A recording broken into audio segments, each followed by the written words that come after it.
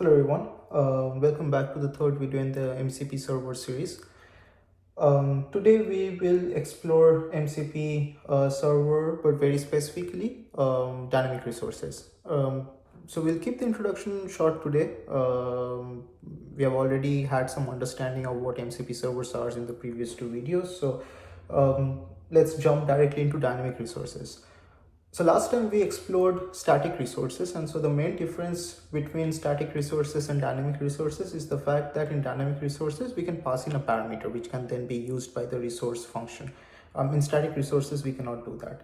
So today we'll first explore what I actually mean by this, passing in a parameter in the resource URI which can then be used by the resource function, and then we will explore how we can use this capability in real world cases, right?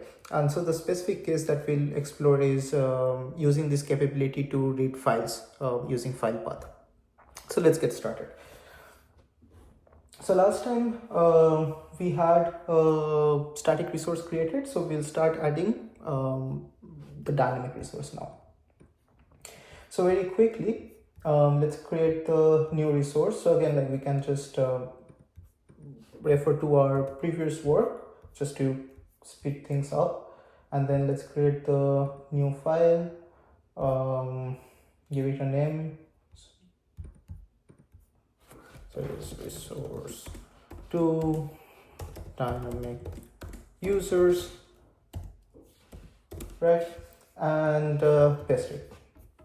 So what it is doing is that it is so yeah, we can go through the purpose and all that stuff quickly. So yeah, you can see that the URI user colon slash slash in parameters user ID. So the idea is you can pass in any user ID, and that can be used by the MCP server then in like the or rather the resource function to get corresponding data.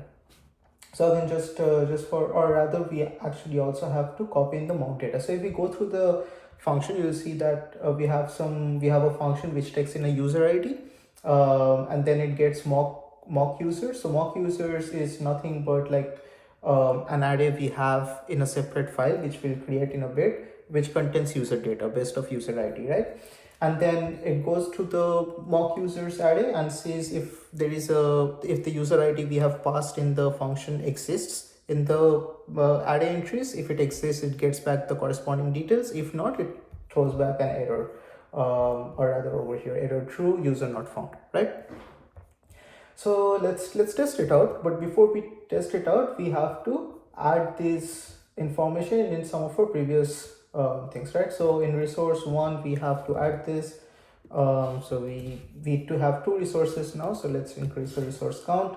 And in init.py, we have to register the resource, right? So yeah, first we have this, then we will have to import here, and then we'll have to import under registered resources dynamic resources. That's it, right? Because test server.py will call this or rather, sorry about that, register all resources, and that now that has the new resource included. That's perfect. So let's test it out now, and that's it. We have the new resource ready, right? Just before we do that, let's actually copy over the data. So here is the mock data.py that I had used earlier, and that I'll just copy over and paste it here, right? That's it. And yeah, okay, just quickly, if we want to go with the mock users, we have a 1, 2, 3, 4, 5, 6, 7, 8, 9, each with its own corresponding fields. Those are the three entries that we have here, right? Now let's before we see how this resource works, first let's see if the server starts up correctly. That's always the first step, right? So we do uv run python test server.py. Sorry about that. Let's fix the spelling. And then yeah, we see that the server starts up. We also see that there are two resources now, which is great news. So let's close it, and now let's see how we can work with the resource, how the resource behaves, right? So uv run tmate tui, so that opens up the tmate tool, or tui tool, sorry about that. Yeah, so just in case you are wondering, TUI stands for terminal user interface. Yeah. So let's connect to the MCP test server, and now we should see two resources. One is the get server info, get user info. Now remember, get server info was a static resource, so we did not have to worry about entering a parameter, but get user info, we have to enter a parameter, right? So let's enter a user ID 123. Let's click create resource, and we see that the resource was successfully obtained. So let's check the raw interactions first quickly. We see that resources was read. Now again, like before that, as discussed in all our previous videos, the moment the server connects to the client makes like a series of requests asking the server to provide it information about the resources, prompts, and tools that it has. And it gets back all the necessary details and along with the descriptions for each of these components. And that's how the LLM client, MCP client, gets to understand how to use each component of the MCP server, right? We made a request for the resource to be read, and we passed in user 123, and that's what the MCP server did. So error is false, user data was generated correctly. And if we want to see the data, we can just check the file that was created. So let's do this. Cat MCP Resource XM rather.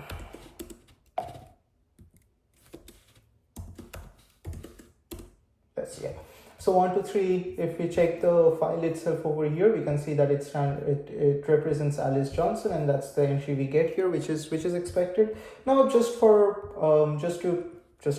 fun, right? Let's pass in some wrong entry. Let's pass in, let's say 999, right? And then we do read resource. So that should, like, immediately in the raw interactions itself, it should say error true. So immediately you know that there is error, and it already tells that user not found error. So again, like we can we have the file path, which is B5. So what we can do is B5, and then we say that user with ID 999 does not exist, and that's it. Great. Okay. Now so this gives us an idea of how dynamic resources work. We can pass in a parameter, and that parameter will be passed in the function, like the resource function, and accordingly the function will use it. But what's its use? Like, how does it make the MCP protocol more powerful? Now let's start thinking of it in one use case, file path, right? Let's say you have an MCP server. One of the capabilities of the MCP server is that it can access CSV files stored in a particular directory, and it can read the CSV file and quickly give users some insights based on the data in the CSV files, right?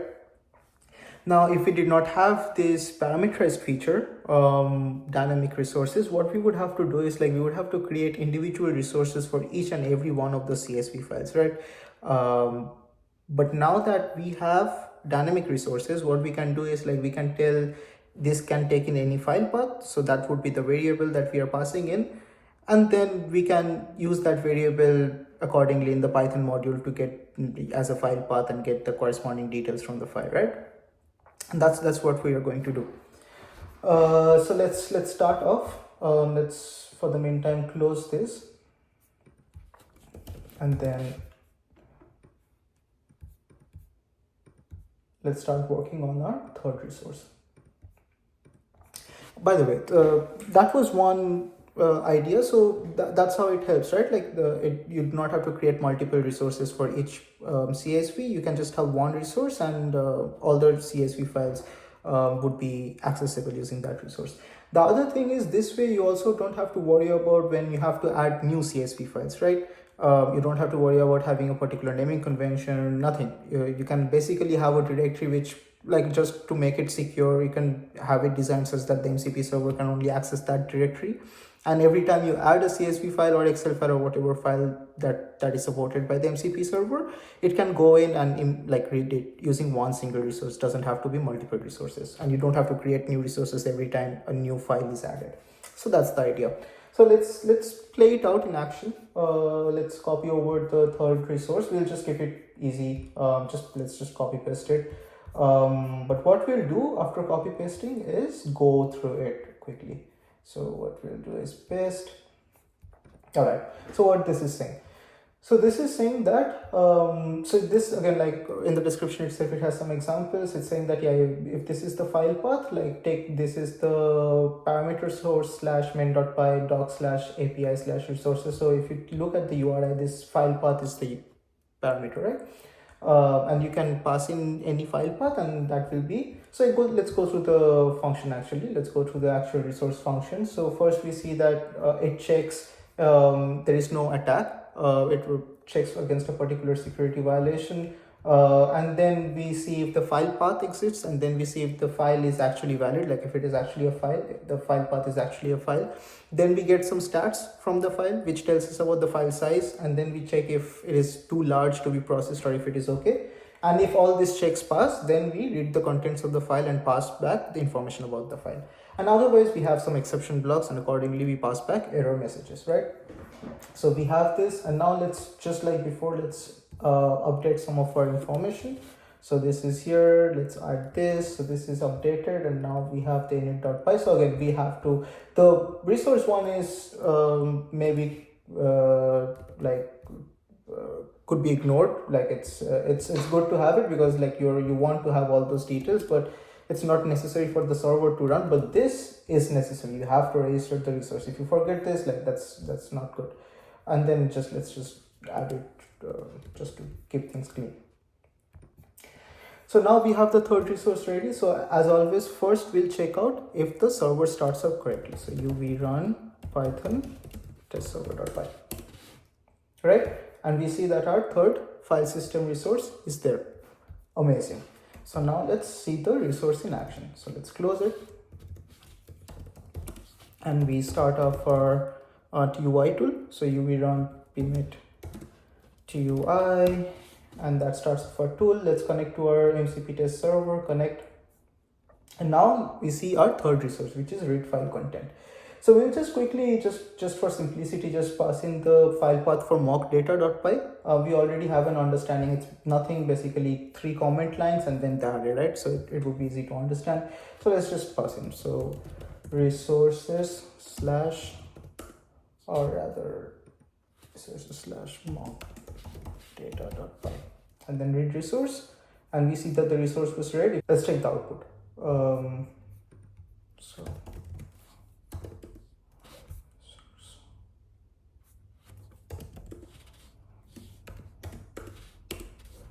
So if we go through the output, we see that it's as expected, where we have the first comment, the second comment, the third comment, and then we have the array starting up, which is exactly the file contents. So this is it. This explored how we can work with dynamic tools in MCP servers. And yeah, so in the next video, what we'll do is, now that we have some understanding of MCP server tools and MCP server resources, both static and dynamic, we'll start exploring a real life use case for MCP. And one very important use case in the market right now is using a MCP server to connect to the database, to connect to any database instance. And that's what we'll explore. Very specifically, we'll try to connect to an MS SQL database and try to play around with the data in the database using the MCP server, and basically fetch data from the database using our MCP server. So that's the plan. Yeah, that's it. Cheers. Have a great day, everyone. Bye.